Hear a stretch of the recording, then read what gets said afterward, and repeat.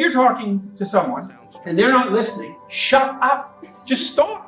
It's like you could tell if they're not listening, and if they're not listening, quit saying words. You'll just feel like a fool anyways, because it's like you're throwing ping pong balls against a brick wall. You're not getting anywhere. If they're not listening, that's a sign that the situation isn't set up. Agreeable isn't a bad quality. In psychological terms, being agreeable usually means you're an empathetic person who craves social harmony. That's great, but sometimes it manifests itself in a really disingenuous way.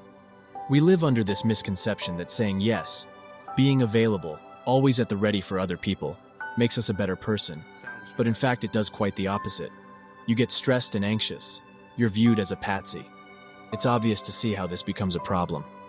You get so used to pleasing the people around you that after a while, you hardly remember what pleases you. This is why too agreeable people are also frequently indecisive. We don't know what we want because we overvalue what other people want.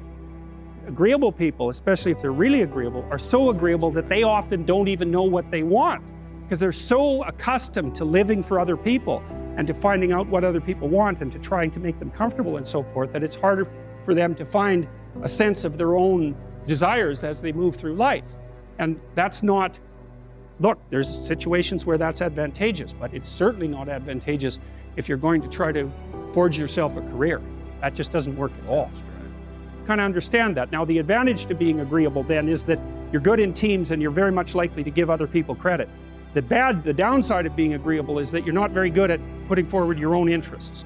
Again, this is a hypothesis in development, but I think what's happening is that, your temperamental proclivity allows you to lay out a kind of radical simplification on the world. That's part of the advantage of having a temperament. So if you're a conscientious person, the world is a place to go out there and work. If you're an open person, the world is a place to go out there and discover. And so even though on average men and women aren't that much different in terms of their levels of agreeableness by the group, if you go out and you look at the extremes, they're very different. So all of the most agreeable people are women and all of the most disagreeable people are men. And the thing is, the extremes are often what matter rather than what's in the middle. And so one of the ways that's reflected in society, by the way, is there's way more men in prison. And the best personality predictor of being imprisoned is to be low in agreeableness. It makes you callous. Now you might think, well, what's the opposite of compassion and politeness? And the answer to that is, I think it's best sort of conceptualized as a trading game. So let's say that we're going to play repeated trading games. And if you're very agreeable, then you're going to bargain harder on my behalf than you're going to bargain on your own behalf.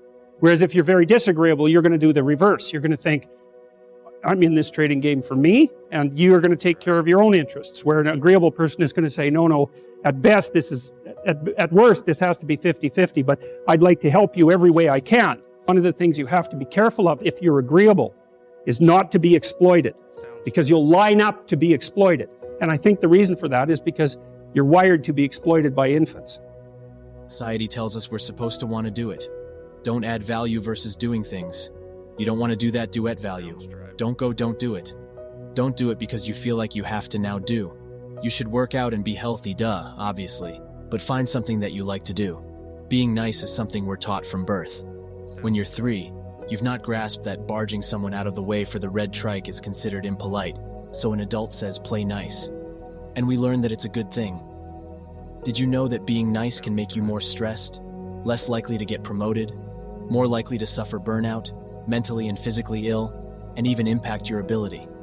Those kids often university kids who are in like a hockey riot and they end up breaking windows and stealing things and they get nailed for it, and afterwards they're really blown away by their own behavior. It's like, well, they're in that camp. It's like they think they're good people, but they're not. They're just never anywhere where you could be bad.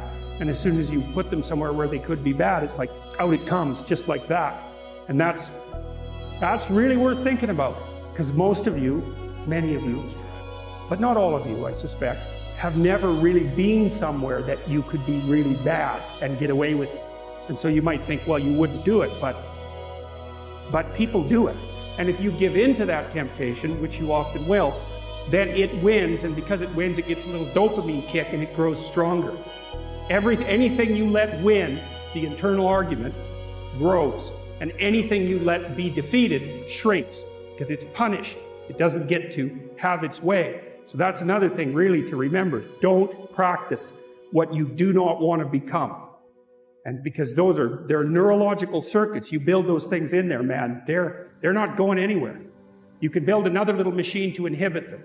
That's the best you can do. Once they're in there, you can't get them out. And then the ones you build to inhibit can be taken out by stress, and the old habits will come back up. For example, if you're going to negotiate for a raise or a status shift, you better have your resume at hand, all polished up, and know where else you're going to look for a job, and you better be able to get one. Because otherwise you're weak, and you will not win the negotiation. And if you're too agreeable, so you're conflict avoidant, you will make less money across time. That's already been well established. And that's because you don't have teeth, not enough. And so in the little micro contests that you're going to have every day, you're going to incrementally lose to people who are more aggressive, who have bigger teeth. And that's what happens. So don't let that happen. You place yourself so you can negotiate, because otherwise you're just a facade. And in a real battle, a facade is just torn down right away. At some point in life, it is highly likely that you'll be asked by someone. You might even be the one asking yourself what you're good at. Reflecting on your skills, talents, competencies, and personal characteristics is a great place to start in helping you to discover yourself and improve them. Begin with self-belief, promoting your strengths and neutralizing your weaknesses. You get so used to pleasing the people around you that after a while, you hardly remember what pleases you. This is why two agreeable people are also frequently indecisive.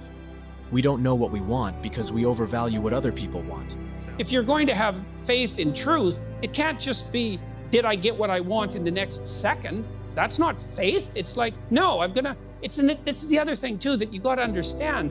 Without truth, you don't have the adventure of your life. If you tell the truth, that means you're revealing your being. That's what you're doing when you're telling the truth. And when you reveal your being, then you're living in the world. You're there, you're present, right? That's being there, let's say. That's you. That's your destiny. That's your journey. That's your adventure. That's what's going to justify your life, the adventure. It's not going to be easy. And if you hide from your truth, well, then you hide from yourself. And then you're not even there. And then who the hell are you? What are you? The puppet. You're the puppet of some coward. You're the puppet of some dictator or some second-rate philosopher, some idiotic idea or a bully you were afraid of in grade 6. God only knows. But it's not you living your life. And then you lose your life. And you lose your soul. You suggested this technique. So I said I would get to the technique. He said, the next time you find yourself embroiled in an argument with someone that's contentious and uncomfortable, say, institute the following rule. You don't get to respond until you have recapitulated their viewpoint and summarized it in a manner they find acceptable. That's so treacherously sneaky, that rule. Because what it means is you have to demonstrate that you attended to what they say closely enough and carefully enough to, first of all, act out validation of the idea that they have an opinion worth attending to. That's a big deal, eh? People really like being paid attention to. There's nothing people like more than that. So you have to sort of strike right to the quick. It sounds to me like this is the point you were making. And then you lay out the point, and then you see they have to be happy with your summary. They have to be pleased with it, which means that you're doing exactly the opposite of straw manning the argument, quite the contrary. And you're doing them a favor in some sense by reducing it to the gist, because that's actually an incredibly complex cognitive operation. Humans connect with humans. Hiding one's humanity and trying to project an image of perfection makes a person vague, slippery, lifeless, and uninteresting. Life isn't a merry-go-round, it's a roller coaster. Life won't always be smooth, it may not always be pretty, but it will be an adventure, one not to be missed. If you found this video informative, be sure to subscribe to our channel to stay updated, and don't forget to hit the bell icon for more timely updates. Hope to see you again soon.